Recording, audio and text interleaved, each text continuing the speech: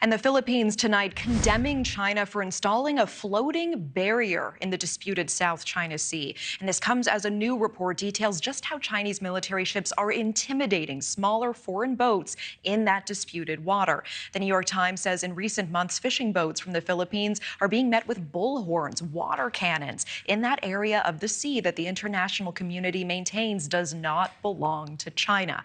For more, we are joined by Jamil Jaffer, founder and executive director of the National Security Institute and former chief counsel to the Senate Foreign Relations Committee. Jamil, thank you so much for being here. Absolutely. Thanks for having me, Natasha. What do you make of these new reports? Big picture, is there a clear escalation that is happening with China and the Philippines and Taiwan?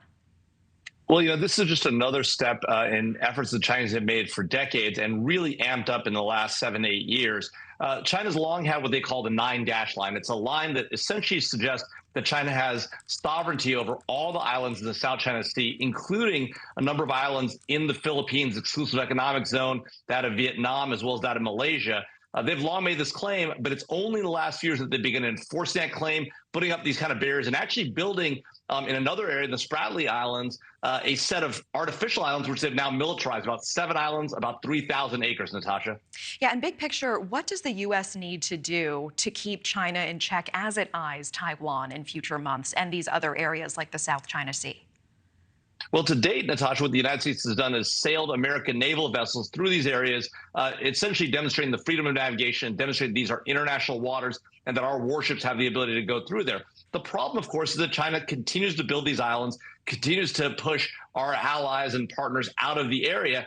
And as we look towards Taiwan, the Chinese know that we don't have the forces in the region today to respond effectively to a Chinese invasion. If we're going to get really serious about it, we've got to deploy forces forward now to have them ready in the area in the event of an invasion. And Jamil, I want to turn to one more topic making headlines right now. The U.S. has stripped funding now from the Wuhan lab at the center of the COVID-19 pandemic, and a lot of speculation about what may or may not have leaked there.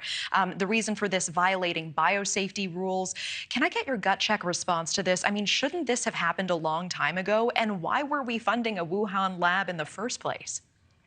It's a great question, Natasha. We have funded these gain of function studies, which obviously are concerning because they're designed to increase the effectiveness of these viruses in an effort to try and build better defenses. Now, why we'd fund a lab in China, unclear. Why we'd fund and continue to fund a lab that had so many demonstrated safety violations over the years. American diplomats, long before the COVID breakout, had complained about it. We've long suspected that there was an unintentional, perhaps, breakout, unlikely intentional, but unintentional breakout from that lab. The idea that we continue to fund it to this date is kind of shocking.